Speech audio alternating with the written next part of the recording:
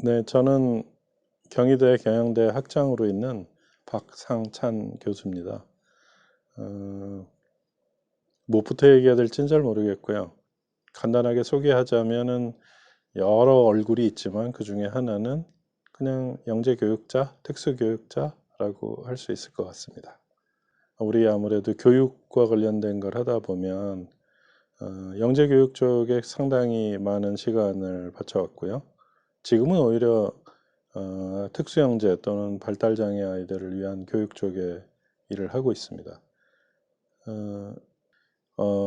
첫 시작은 교육공학적인 관점에서 첫 95년에 제가 귀국한 이래 예를 들면 영재교육센터에게 원격 교육 같은 방식을 이제 제공하기도 하고 이런 노력을 계속했죠. 사실 그거는 엄청나게 많은 분들의 노력에 의해서 됐고요. 이름을 다 열거하긴 힘들지만 아마 그 몇 분의 잊지 못할 분들이 좀 있고 사실은 한국영재학회가 가장 큰 역할을 했고요. 그 영재학회를 이뤄나갔던 그 주축에 그러니까 사실은 90년대 초반서부터 시작됐다고 보면 돼요. 그런데 그게 영재교육진흥법이라는 것이 만들어지는 시기가 2000년이 되기 전에 만들어졌다는 것도 의미가 크고요.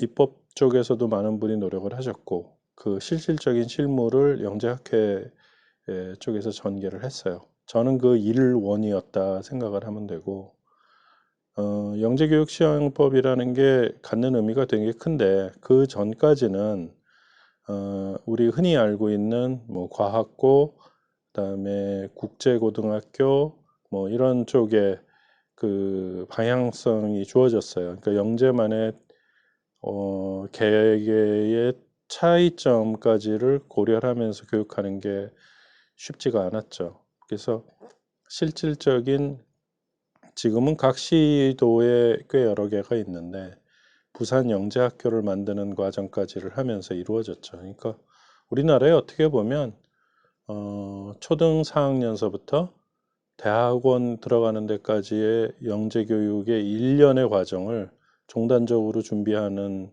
그런 계기가 됐다고 보는 게 맞을 것 같고 과거에는 이렇게 연결되는 게 없었어요. 네, 공적 영재교육 과정이라고 보면 그래서 그 한 일원으로서 그냥 제 역할을 담당했다라고 보시면 될 것 같습니다.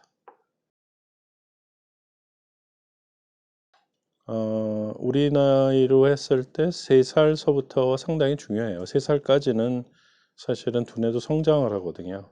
교육이라는 관점에서 우리 이제 어린이집부터 시작하고 그다음에 공교육의 기본이라고 할 수 있는 이제 초등학교를 들어가면서부터 이게 점점 어떻게 보면은 발현이 된다고 할까요? 이렇게 표현하는 게 맞을 것 같습니다. 그리고 그거를 정부가 책임을 지면서 공교육의 영재 트랙을 만든다라는 것은 이제 의미가 있는 건데, 그럼 영재 트랙을 위해서 무엇을 준비하느냐? 차라리 우리가 운동을 할 때도 스트레칭을 하듯이, 어떤 면에서 보면은 두뇌의 스트레칭이 1, 2, 3학년 때 필요하다고 봐요. 그러면 그런 스트레칭을 어떻게 시키느냐에 대한 할 말은 많은데, 짧게 얘기하자면, 아이의 역량이 굉장히 중요한 거냐? 그러면은 그 역량을 어떻게 발현시킬 거냐? 네, 아마 여러 질문을 통해서 자연스럽게 거기에 대한 답을 드릴 수 있을 것 같습니다. 영재교육이라고 하는 게 누구만의 전유물, 마치 하늘에서 딱 떨어져 있는 사람들을 위한 교육이라고 생각을 하는데요. 그런 식으로 그 정의에 의해서 보더라도 제가 깜짝 놀란 거는 한국에 있는 우리 학생들은 제가 보면 7, 80%는 다 영재 같아요. 저희는 영재성이 아직 발현되지 않은 아이들하고 표현을 하는데 왜냐하면 교육에 의해서 아이가 바뀌어지는데 그래서 저는 영재성의 발현의 시점이 다르다라고 표현을 하고 어떻게 보면 제가 7, 80%라고 얘기하는 것도 잘못된 거일 수 있어요. 그러니까 오히려 현재의 교육이 이들을 위해 제대로 되고 있지 못하다는 생각을 갖고 왔어요. 따라서 제가 이제 경희대 이전에 제가 이제 카이스트에 이제 교수로 있었고 영재교육센터 부센터장을 했어요. 그 당시에는 이제 각 시도의 교육청과 협업을 했고 실제로 교육청 단위의 영재 아이로 판단되는 아이들에게 특별한 교육을 하는 과정들을 준비해 왔어요. 영재 교육을 누가 가르치느냐는 문제가 항상 있었어요. 영재가 아닌 사람이 영재를 가르쳐도 되나? 사실은 그래도 상관은 없어요. 그런 예제들이 반증하는 예제들이 있죠. 그 다음에 그럼 이 영재한테 맞는 매체 또는 컨텐츠가 무엇인가? 다들 거기에 대한 논의를 할 수밖에 없어요. 모두 영재가 될 수 있는 그런 포텐셜이 있다고 할까?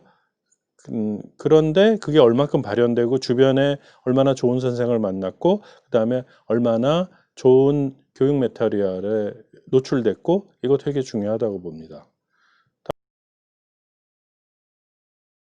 제가 일본 표현을 드는 거를 싫어하는 분도 계시겠지만 대한민국과 일본의 많은 차이가 나는 것 중에 하나가 바로 선생님이거든요. 그거는 종단 연구를 대한민국도 진행을 해요. 그래서 실제 도대체 우리 쪽이 아직 노벨상까지는 갖지 못했지만 영재성이 있다는 아이들에 대한 추적을 하고 있고요. 일본은 이미 상을 받은 사람들도 있으니까 추적을 했죠. 그런데 종단적인 연구에 의하면 좋은 선생님이 계셨다는 것들이 많이 나타나요. 종종 공통적인 분모로. 근데 그 좋은 선생님이 영재라고 나타나는 것보다는 반려자, 서포터예요. 영재가 아닌 분도 영재 아이를 키울 수 있다. 그 서포티브한 선생님은 항상 기록을 남겼어요. 근데 그게 굉장히 큰 도움이 되는 거죠. 제가 오히려 반문할게요. 어머니 혹시 아직까지도 아이가 초등학교 6학년이 되고 중학교까지의 그 정규교육 9년 동안에 어머니 육아일기, 교육일기 쓰셨어요? 아마 고개 이렇게 젓는 분이 더 많으실 거요. 어머니 그렇게 얘기한다면 서포티브 하지 않으신 건데요. 그러니까 모두가 영재가 될 수 있다는 전제를 하자. 그 아이가 갖고 있는 발현되지 않았지만 갖고 있는 그 포텐셜이 뭔지를 파악하자. 1번. 좋은 서포터가 되자. 그 아이에게 반려가 되면서 교육과 관련된 부분에 많은 기록을 남기고 기록에 의해서 다음 나아갈 방향을 맞춤처럼 해주고 하는 그냥 기록하지 않으면 남지 않습니다. 그런 좋은 선생님이 주변에 있도록 하자. 그 다음에 세 번째가 영재 아이가 특성이 다른데 똑같은 교재를 준다는 건 말이 안 된다고 생각해요. 그렇게 되면 선행도 하고 그다음에 강화 쪽에 심화도 하고 하는 일들이 필요할 거 아니겠어요? 그래서 좋은 컨텐츠까지 주자. 이런 세 가지를 다 맞춘 상태에서 과학고 아이들에게도 주는 또는 영재고 아이들에게도 제공하는 그다음에 선생님과 교습 방법과 그다음에 그 컨텐츠를 일반 고등학교에도 적용을 해봤어요. 어떤 일이 벌어졌는지 궁금하지 않으세요? 전반적으로는 통계적 유의치가 있을 만큼 아이들의 성적이 향상됐어요. 그러니까 수학, 과학 분야의 성적이 향상된 거는 통계적인 유의치가 있을 정도로 향상이 됐습니다. 일반 고등학생들에게도. 근데 더 재밌는 게 뭔지 아세요? 국어 성적이 압도적으로 올랐어요. 국어를 가르친 적은 없어요. 영재 교육을 하더라도 수렴과 발산의 두 가지를 합니다. 그러니까 수렴적인 사고를 가르쳐 줍니다. 그 이후에 다시 저희가 자기만의 것을 찾아내는 발산을 하도록 하는데요. 그런 수련과 발산의 기본이 되는 과정을 가리키면 그 아이가 거기서 훈련된 학습 방법을 다른 분야에도 사용한다는 거죠. 그러니까 저희는 오히려 더 놀랐어요. 이 아이의 수학과학의 향상도보다 국어의 향상도가 압도적으로 높았다는 것은 굉장히 재밌는 현상인데요. 보통 아이들을 위해 어떤 교육을 시킨다 또는 이런 걸 마련해 준다는 게 방향이 제대로 돼 있다면 모두에게 도움이 될 수 있는 거라는 확신을 갖고 있습니다. 영재성은 어떻게 판단하죠? 라고 그렇게 그 영재 학교나 이런 쪽에서 아이들 선발하고 할 때 뭘 보는 거예요? 저희가 영재를 보는 관점은 굉장히 여러 면으로 봐요. 일단 그렇게 흔히 얘기하는 뭐 우리 그 지능 구조나 이런 데서 얘기하는 것처럼 좀 언어나 수학이나 과학이나 사회성이나 친자연적인 활동이나 사고라고 하는 생각을 몸을 움직이기는 전혀 다른 영역이라고 벌써 생각하지 않나요? 저도 그런 생각에 편협한 생각이 있었어요. 그런데 제가 발달장애 아이들에 대한 교육에 관여를 하게 되면서부터 학습적 또 언어적 발달이 늦은 것이 신체적인 근육의 발달이 늦는 거와 병행이 돼요. 사실 뇌라는 것도 근조직입니다. 머리도 또는 뇌도 발달시키고 강화시키고 그 다음에 원하는 대로 사고를 할 수 있는 방향으로 이끌어 나갈 수 있다는 생각이에요. 그래서 영재성으로 저희가 어떻게 판단하느냐, 다면적이다. 답이 하나가 나오는 거 원치 않아요. 답이 여러 개가 나올 수도 있는데 왜 그 답만 나와야 되느냐. 다음에 유창성. 이게 나는 왠지 몰라. 답이 왜 이렇게 나오는지 몰라. 하지만 답은 이거야. 그러니까 흔히 얘기하는 식은 안 쓰고 답만 쓰는 경우죠. 그러니까 저희는 식이 나오길 기대해요. 그거를 상대가 누구냐에 따라서 이해하기 쉽게 전개할 수 있는 건 능력이에요. 저희는 이제 일명 유창성이라는 표현을 쓰죠. 그다음에 융통성이라는 표현도 씁니다. 왜냐하면 이것이 해결책이라는 것이 어떻게 보면은 만고불면의 답이 될 수는 없어요. 상황이 항상 달라지면 그 상황에 따라서 답도 달라질 수 있어요. 근데 우리는 마치 그 모든 것이 우리 다 일정할 거라고 가정을 하잖아요. 그런 일은 안 생겨요. 그 아이가 다면적인 면과 그걸 잘 또 설명할 수 있는 유창성과 함께 융통성이 있어야 된다고 봐요. 그 어느 한 조건이 들어맞지 않는다 무슨 일이 벌어질 건가까지도 할 수 있는 그런 것이 있어야 될 거라고 보고요. 학습 용어의 ROT, 로트라고 하는 거는 가르쳐준 대로 그대로 하는 거예요. 근데 그것도 능력이에요, 사실은. 그러나 그 낮은 단계의 능력이고요. 자기만의 것을 만들어내는 게 필요하잖아요. 푸는 방법 또는 답도 다르게. 그건 정말 그걸 저희가 독창성이라고 표현을 해요. 창의력이라는 게 무엇이냐라는 거에 대한 얘기를 한번 할게요. 그 다음에 사고력, 수학은 그 다음에 나올 것 같습니다. 일부는 협의의 창의성은 독창성이에요, 사실은. 남과 달라야 돼요. 그런데 광의의 창의성이라는 거는 거의 영재성과 동일하게 말합니다. 그러려면 지금처럼 최소한 저는 몇 가지만 얘기했는데 다면적이다, 그다음에 유창하다, 융통성이 있다, 그다음에 독창적이다 등등에 해당되는 거를 충족시켜야 된다고 봐요. 그래서 창의력이라고 하는 것이 맞아요. 그런 영재라고 하는 영재성이 발현됐을 때 이 아이는 이렇게 나타나요. 일반 학습지 같은 경우에 정답이라는 게 존재하죠. 정답 이외에 다른 답이라는 거는 보지도 않아요. 풀어가는 과정에 대한 걸 보여주는 것도 그렇게 많지도 않습니다.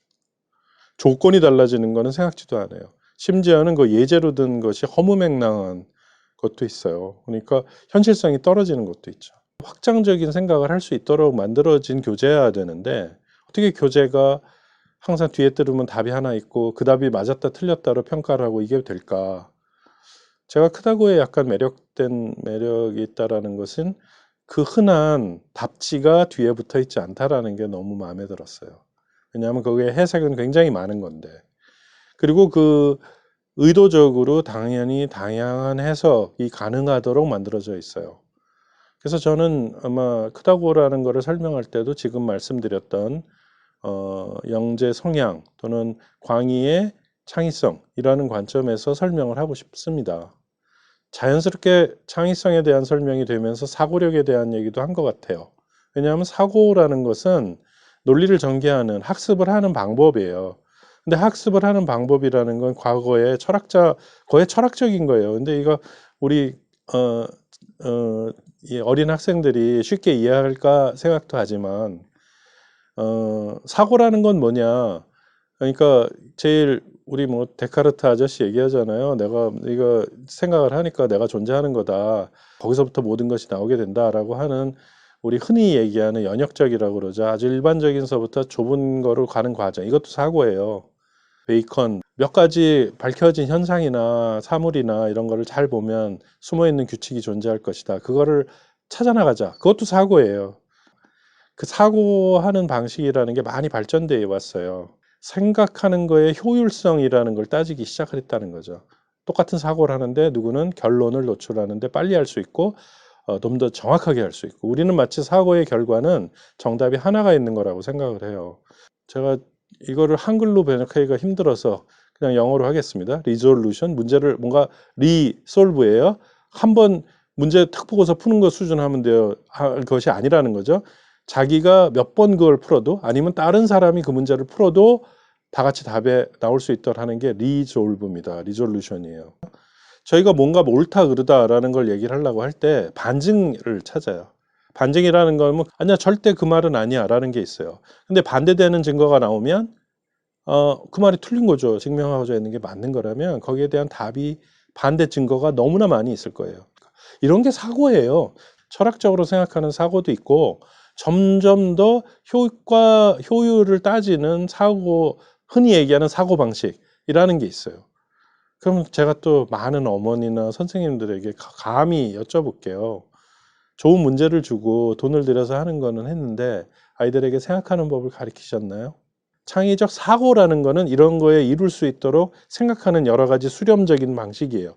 그걸 가르쳤을 때 아이들은 드디어 활용을 해서 발산시킬 수가 있는 거죠. 수학은 거의 기본이에요. 그냥 수학은 언어예요. 물론 이제 제가 수학뿐만 아니라 저는 시도를 해요. 그러니까 굉장히 다양한 분야의 과학과 수학을 연결시키는 노력을 하죠. 제가 사실 제 학위가 30년 전에, 그러니까 91년도, 사실 89년도서부터 교수는 됐지만 그때서부터 했던 저의 논문이 인공지능, 학습, 머신러닝, 그다음에 자연어 처리, 그다음에 비전, 그다음에 로봇 이런 것이었거든요. 그러다 보니까 그 영향력이 있어서 어느 한 분야의, 수학은 언어예요.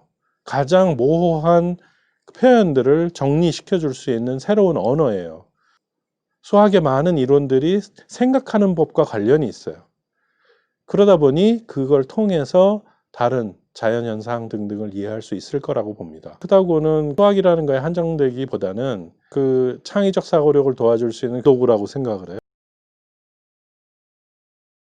연구재단에 꽤 오랫동안 연구위원을 하고 어떤 그 위원장을 맡기도 하면서도 그 과목 또는 어떤 전공이라는 것이 없는 상태에서 그거를 이끌어 나가는 교육 과정에 대한, 그리고 그런 연구들을 지원하는 일들을 해왔었죠. 크다고가 서로 다른 영역에 적용을 될 때는 새로운 이름이 필요해요.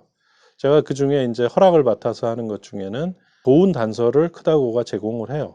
근데 누가 이러한 수업의 대상이 될 거냐에 따라서 달라져야 된다고 보는데, 교육을, 크다고는 첫 시작일 것 같아요. 근데 그래서 1, 2, 3학년 그 아이들이 교육을 받는 과정에 새롭게 발현되는 게 있을 거예요. 분명히 특화된 영재, 그런데 영재가 하나 쪽으로만 가지 않기 때문에, 예를 들면 전통적인 교과목 쪽으로도 갔지만 융합적, 우리 통섭이라는 표현을 하는데 굉장히 다양한, 쉽게만 생각하더라도 아직 발현이 안 된 보통 아이들을 위한 크다고가 굉장히 발현 속도가 이제 빨라서 여러 분야로 나간 아이들을 위한 부분과, 심지어는 성인이 됐을 때까지도 뭔가 지원을 하고, 그리고 또 다르게 한쪽의 옆으로는 굉장히 예민한, 근데 그거에 적합한 교습 방법, 사고력과 교재가 없어가지고 어려움을 겪는 아이들에 대한 특수형제의 지구인 교육 같은 것들이 아마 향후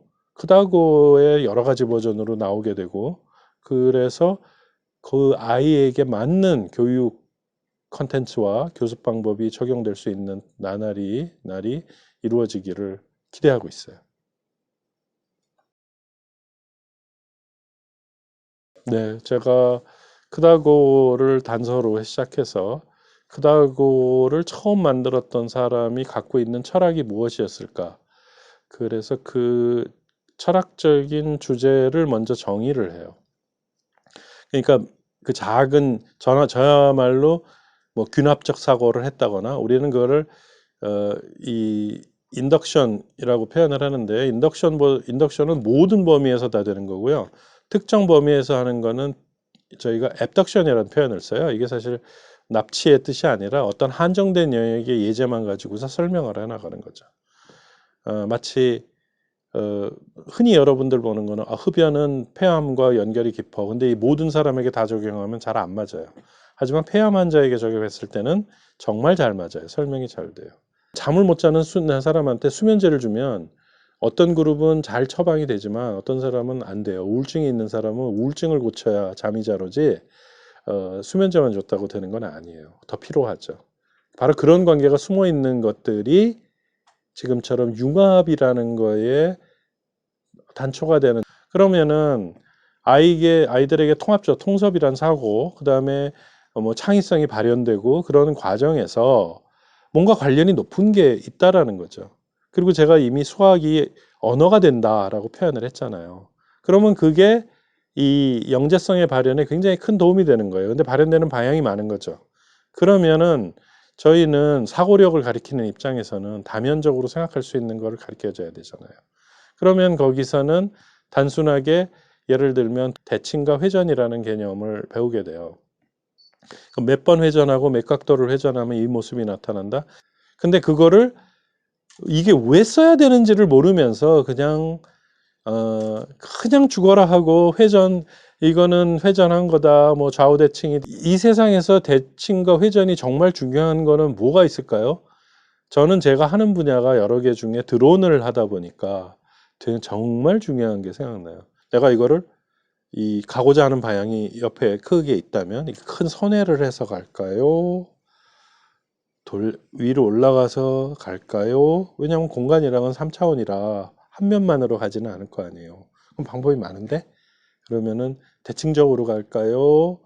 또는 그러니까 회전을 해서 갈까요? 우리가 있는 대칭과 회전이 현실에서 정확하게 드론 컨트롤을 할 때 그 개념을 알아야만 쓰는 겁니다. 그러면 아이들을 요즘 드론 좋아해요. 초등학생도 좋아하죠. 그 아이들에게 드론이라는 걸 떴다가 어디로 하는 것만 보여줄 게 아니라 제대로 된 조작을 해야겠죠. 드론이 항상 이렇게 땅과 수평해서 가는 게 아니거든요. 가장 흥미로워하는 거를 가리킬 때 우리가 이걸 알아야만 드론 컨트롤 할 수 있다. 화학적인 움직임하고 왜냐하면 단순한 구조식 또는 복잡한 구조식 그다음에 뭐 하다못해 이제 지금 벌어지고 있는 우리 코비드 19에 대한 게 호소의 움직임이라든가 왜 그 세상에 막 벌어지고 있는데 그런 거를 교육 안 하죠? 난 이해가 안 가요. 그게 그렇게 어려운 게 아닌데 초등학생들에게라도 이게 지금 벌어지는 코로나 바이러스는 이렇게 몸으로 들어오는 거야. 그러니까 뭘 해야 되지? 왜 그런 사람들이 예를 들면 그게 이제 이 AC2라는 ACE2가 하는 역할은 이제 쉽게 얘기하면은 혈압 오르게 되는 거를 막아주고 이러거든요. 그러면 이 사람들이 다 심장성 잘못하면 호흡이 문제거나 심장 질환으로 다 돌아가시거든요. 왜 그런 거니? 저는 단순하게 지금 도형 하나에서 드론하고 연결을 했지만 크다고에 있는 그 모든 거 하나하나가 그런 단서를 줘요. 그리고 그게 개념으로 먼저 이게 철학적인 개념까지 올라간 다음에 다시 한 단계 내려와서 다른 데 적용할 수. 제가 보는 크다고 컨텐츠를 융합적으로 본다는 거는 다른 데도 적용이 가능하게 만들다. 그런 뜻일까 되겠죠.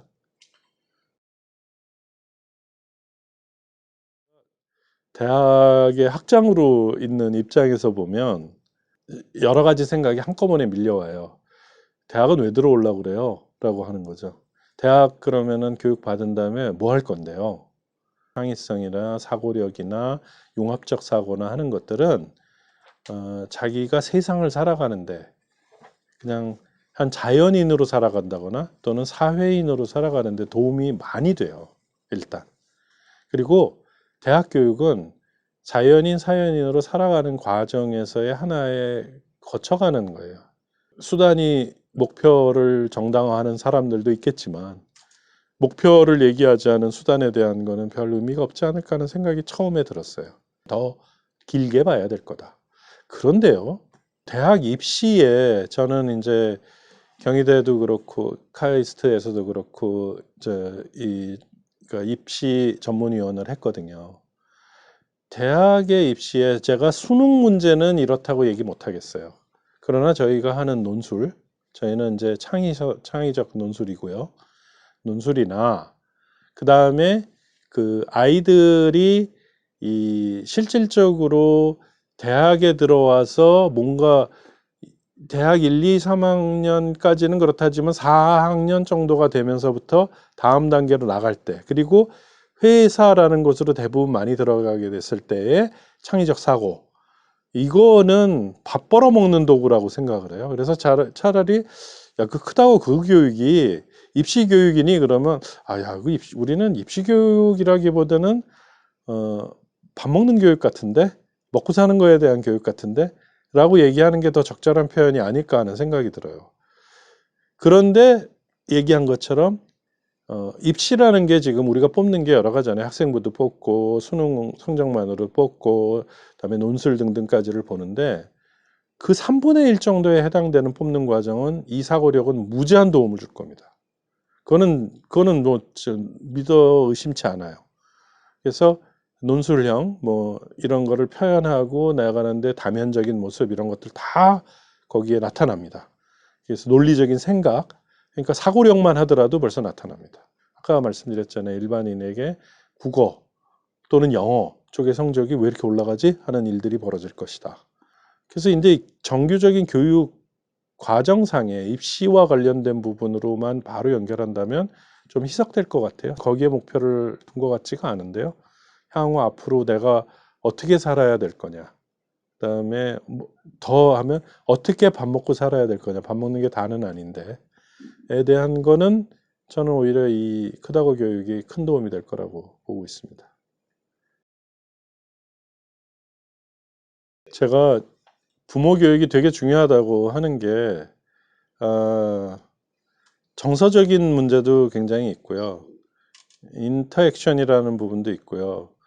그 다음에 가장 익숙한 사람이 가르칠 때 훨씬 더 학습 이 정도가 높아져요. 그런 면에서 부모가 상당히 중요하다고 보고, 부모님은요, 제가 그래서 부모 교육할 때는 크다고 식의 그 방식을 바로 하질 않고요. 아까처럼 응용하는 쪽에 대한 걸 합니다. 그러다 보니 영재성과 관련된 뭐 지능 구조에 입각해 가지고 그 다면적인 부분, 융통, 유창 이런 게 나타나게 하는 방법. 근데 그래서 어머니한테 제일 처음에 외기도 힘든데 그냥 쉽게 따라 하실 수 있는 게 하나 있어요 라고 얘기하는 게 뭐냐면, 애한테 질문을 많이 하세요 라고 얘기를 합니다. 그러니까 질문이라는 게 대개 보면은 특히 어머니들 너무 한쪽으로 밀어붙이는 것 같은데, 말씀에 일반적인 게 너 공부했어? 아니면 숙제했어? 아닐까요? 학원 갔니?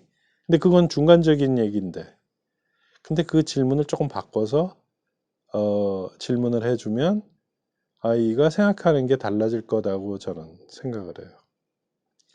그냥 하던 대로 하시되 조금만 신경을 쓰시라라는 거죠. 근데 그래서 제가 하는 게 오늘 담임 선생님 옷 색깔은 뭐야? 난 뜬금없는 거지만 아이는 아마 관찰도 제대로 안 할 거요. 그런데 일상생활에 있는 색깔 되게 중요한 것 중에 하나예요. 그럼 아이들한테도 저는 그 이제 질문하는 법도 나중에 가르쳐 줘요. 그럼 무슨 질문을 어떻게 하면 돼요? 그러면은 질문에 뭐 새로운 거 우리가 하다못해 발명할 때 뭐 스탬퍼 쓰듯이 질문을 한 6개나 7개 정도로 변화를 주면서 하세요. 그러면은 처음 질문에 애한테 갑작스럽게 오늘 담임 선생님의 상의 색깔이 무슨 색깔이었어? 이렇게 하면은 당혹할 거다. 그럼 처음에는 뭐부터 물어봐야 돼요? 같다 다르다부터 물어봐야죠. 또는 그러니까 우리가 흔히 얘기하는 거는 온도가 높다 낮다. 내일 온도는, 근데 이제 어제와 오늘은 이미 아니까 내일의 온도는 오늘보다 올라가니 내려가니 이거부터 시작을 하는 거예요. 그냥 던지는 거예요.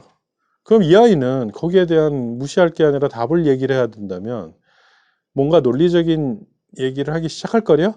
뭐 이러이러하니까 내일은 오늘보다 온도가 더 올라갈 것 같은데, 또는 내일은 비가 온대요. 비가 오니까 온도는 내려갈 것 같은데, 온도 왜 내려가는데? 라고 시작하는 거죠. 질문을 이어가는. 첫 질문은 정확하게 그 질문을 하는 방식도 그러다 보니까 제가 수렴적인 사고라는 게 이 교육을 하면서 그런 사고력에 대한 걸 가르쳐 주는 거예요. 집에 제가 또 어머니들한테 과감히 여쭤볼게요. 집에 서로 다른 라면 개수가 몇 개세요? 내가 좋아하는 것만 먹나요? 그거는 맛은 성공했을지 모르지만 아이의 교육적으로는 영 아닌데요. 조금이라도 생각하신 분이라면 라면 하나 끓여줄 때도 다른 거를 끓여줘야 돼요. 그래서 아이가 맛이 다르네. 그래, 그렇겠지. 근데 뭐가 달라? 그래서부터 시작하는 거예요. 그러니까 아이 처음엔 같다 다르다. 우리는 그거를 군집, 클러스터라고 그러는데, 그다음에 두 번째, association. 뭐와 어울려? 그러면 아이한테 뭐 흔히 우리 요즘 많이 나오는 그 짜파구리 때문에 너구리나 아니면 일반 같은 회사 거로 할까요? 내가 PPL은 아닌데 안성탕면 이렇게 해서 안성탕면하고 너구리하고 뭐하고 같이 먹을 때 잘 어울리니? 어소시에이션이에요. 그 다음에 입가심은 뭘로 하는 게 좋을까? 시퀀스예요. 그 다음에 더운 날과 아니면 이제 추운 날 뭐 이런 것이 있을 수 있고 비가 오는 날과 그렇지 않는 날, 쨍쨍한 날 이런 게 있을 수 있는데 그때는 어느 게 더 적합할까? 클래시피케 우리 분류예요. 그 다음에 아까 얘기하는 것처럼 야 근데 라면 끓는 물은 얼마나 넣어야 되고 거긴 몇 컵이라고 얘기됐는데 그게 맞는 거니? 라고 하는 거. 어떤 사람에게 대해서는 물을 더 넣고 어떤 사람은 적게 넣어야 되지 않을까? 그다음에 그걸 쉽게 할 수 있는 방법은 뭔가? 뭐 등등. 너 스프가 근데 원래 넘치도록 준 거를 알고 있니? 그럼 너 그 스프 다 넣으면 짤 텐데. 그러면 어떤 게 적절한 거니? 그다음에 면은 한참 있다가는 위에 떠 있는데 그다음에 가라앉는데 도대체 언제 가라앉지? 정말 전 하고 싶은 말 너무 많아요. 그냥 우리 주변에서. 저하고 한 10번 만나면 제가 이런 거 많이 가르쳐 드릴 수 있는데. 정말 자신 있게 자기 주변에서. 그러니까 어머니는 질문을 하는 법만 조금만 달라도 아이들의 사고방식은 달라진다. 그다음에 아까 뭐라 그랬죠? 어머니 기록을 하세요. 우리 아이의 답이 뭐였다. 그리고 그 어머니의 기록이 제가 아까 입시라고 얘기했지만 제가 대학 입시에는 그거 안 쓰지만요. 영재 학교의 입시에 어머니가 예를 들면 9년 동안 써준 학습 일기는 저희는 그런 일기를 쓴 학생이 들어오면 일단 1차 뽑습니다. 나는 너무나 궁금해. 대체 이런 정성을 갖고 했던 그 어머니의 일기가 있는 아이는 난 꼭 만나보고 싶어요. 제가 좋은 힌트를 드렸네요. 그런데 어머니 그 지금 생각하신 것처럼 그렇게 일상생활에 이런 걸 구별을 하고 기록을 하실 수 있을 것 같으세요? 쉽지 않죠. 그래서 크다고가 그걸 해드리려고 하는 거예요. 제 뭐 마지막 답은 그걸로 그냥 마치겠습니다.